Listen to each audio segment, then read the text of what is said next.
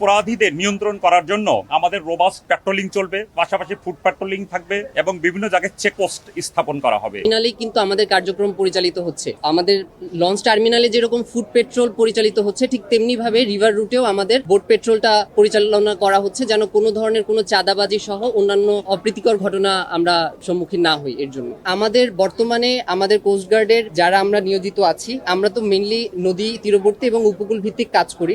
অন্যান্য সময় আমাদের যেরকম ভাবে আমাদের অপারেশনাল কার্যক্রম পরিচালিত হয়, ঠিক তেমনি ভাবে আমাদের বর্তমানে সবগুলো টিম আমরা মেইনলি ফোকাস করছি এই ঈদের মৌসুমটাতে, যেন ঈদের মৌসুমে আমাদের কোনো ধরনের যাত্রী ভোগান্তি বা এরকম তারা যেন নিরাপদে নৌপথে চলাচল করতে পারে। সাথে সাথে আবার এই সুযোগে আমরা যদি এদিকে একদম টোটালটা মনোনিবেশ করি, তাহলে হয়তো অন্যান্য অপরাধগুলো সংঘটিত হতে পারে, সেদিকেও আমাদের নজর রয়েছে। মানে এখন আমাদের মেইন ফোকাস যদিও নদীপথে নিরাপত্তা, তার পাশাপাশি আমাদের অন্যান্য অপরাধমূলক কার্যক্রমও যেন অন্য গোষ্ঠী সুযোগ নিতে না পারে, সে ব্যাপারে আমরা নজরদারি করছি। আমাদের বাংলাদেশ কোস্টগার্ডের যতজন সদস্য আমরা আছি, যারা স্পেশালি ঢাকা অঞ্চল, ঢাকা, চট্টগ্রাম, বিকাশ পেমেন্টে 10,000 টাকার বেশি অফার। শপিং চলছে তো। মংলা, এসব অঞ্চলগুলোতে আমরা কর্মরত আছি। তারা সবাই আমরা বর্তমানে লঞ্চ এবং নৌপথের যাতায়াতের ব্যাপারে গুরুত্ব আরোপ করছি। রমজান শেষের দিকে পবিত্র ঈদ উল ফিতর সমাগত।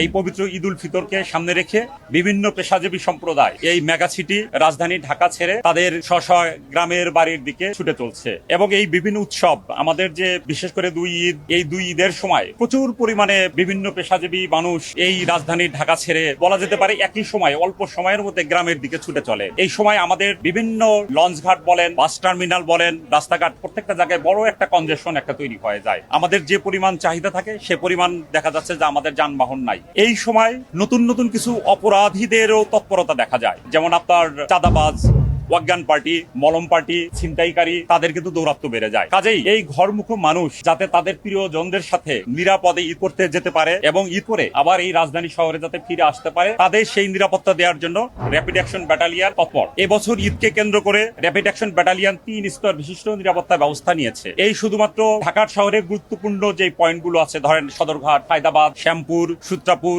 ডেমরা, এই বিভিন্ন গুরুত্বপূর্ণ জায়গায় নিরাপত্তা দেওয়ার জন্য আমাদের 32টা টিম কাজ করবে। তার পাশাপাশি 6টি সিভিল টিমও আমাদের কাজ করবে তাদের গোয়েন্দা সংগ্রহ, তথ্য সংগ্রহ করার জন্য, এবং এটা ঈদের দিন পর্যন্ত চলবে এবং ঈদের পরবর্তী দিন পর্যন্ত আমাদের চলবে। এবং এই অপরাধীদের নিয়ন্ত্রণ করার জন্য আমাদের রোবাস্ট পেট্রোলিং চলবে, পাশাপাশি ফুড পেট্রোলিং থাকবে এবং বিভিন্ন জায়গায় চেকপোস্ট স্থাপন করা হবে যখন যেখানে যেটা প্রয়োজন সেটা। আর তাছাড়া আমরা গুরুত্বপূর্ণ 2টা জায়গায় আমরা কন্ট্রোল রুম স্থাপন করেছি। আপনারা জানেন, অলরেডি অনেকেই দেখেছেন যে এই সদরঘাট লঞ্চ টার্মিনালে আমাদের একটা কন্ট্রোল রুম স্থাপন করা আছে, হায়দ্রাবাদ বাস টার্মিনালে একটা কন্ট্রোল রুম স্থাপন করা আছে। এখানে কোনো যাত্রী যদি কোনো প্রকারে হয়রানির শিকার হয়, যদি দেখা যাচ্ছে যে তাদের কাছ থেকে বেশি টাকা আদায় করা হচ্ছে টিকিটের মূল্য হিসেবে, তাহলে তারা আমাদের কন্ট্রোল রুমে অভিযোগ করবে, আমরা তাৎক্ষণিকভাবে আমরা ব্যবস্থা নিব। আর যাত্রী সাধারণের নিরাপত্তার জন্য 24 ঘন্টা 24/7 আমাদের র্যাপিড অ্যাকশন ব্যাটালিয়নের টিম মাঠে থাকবে। আর আপনারা জানেন, এই ঈদকে কেন্দ্র করে আমাদের আভিযানিক কর্মতৎপরতাও অনেক বৃদ্ধি পেয়েছে। আমরা গত পরশুদিনও আমরা একটা বিদেশি পিস্তল আমরা উদ্ধার করলাম, আমরা বিপুল পরিমাণে গোলা বারুদ আমরা এই মাসে আমরা উদ্ধার করেছি। তাছাড়া মাদক চক্র দ্বারা তারাও এই সময় দেখা যায় তৎপর, আমরা বিপুল পরিমাণে মাদক দ্রব্যাদিও আমরা উদ্ধার করেছি। কাজেই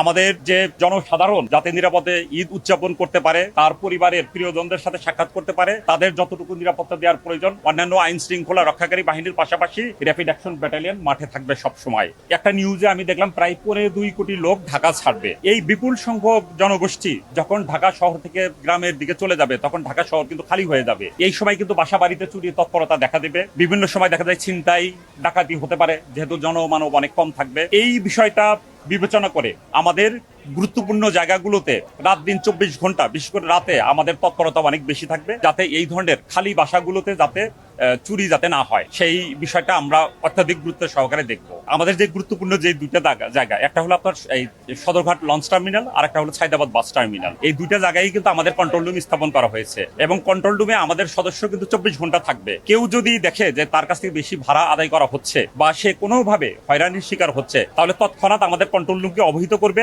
আর আমাদের কন্ট্রোল রুমের যে নাম্বার আছে, সেই নাম্বারে ফোন করলেও আমাদের যে সাপোর্ট সেটা পাবে।